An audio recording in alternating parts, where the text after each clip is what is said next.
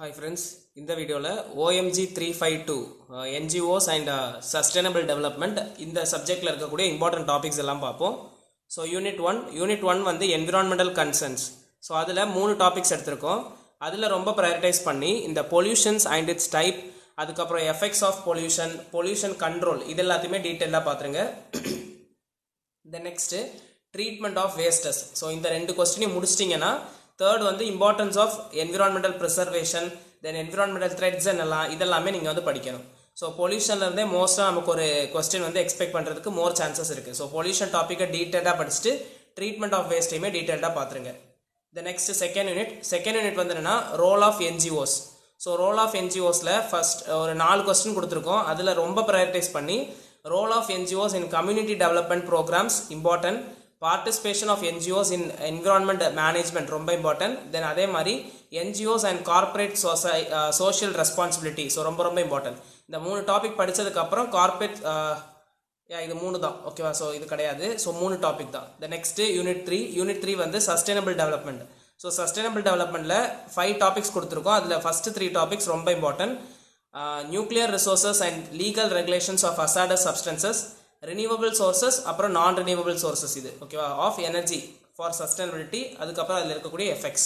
So இதெல்லாமே third யூனிட்ல இருக்கக்கூடிய ரொம்ப இம்பார்ட்டன்ட் டாபிக். தென் அது போக நீங்கள் படிக்கணும் அப்படின்ற கிரைசிஸில் இதில் 15 மார்க்குமே எக்ஸ்பெக்ட் பண்ணுறதுக்கு மோர் சான்சஸ் இருக்குது இந்த யூனிட்ல இருந்து.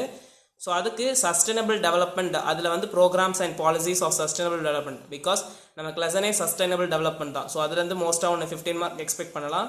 அதே மாதிரி சஸ்டைனபிலிட்டி அசஸ்மெண்ட் அண்ட் இண்டிகேட்டர்ஸ் இதுவுமே இம்பார்ட்டன்ட். ஸோ யூனிட் 3ல மட்டுமாவது இந்த 5 கொஸ்டின்ஸ் படிக்கிறதுக்கு பார்த்துக்கோங்க. தென் யூனிட் 4 வந்து என்ஜிஓஸ் ஃபார் சஸ்டைனபிலிட்டி.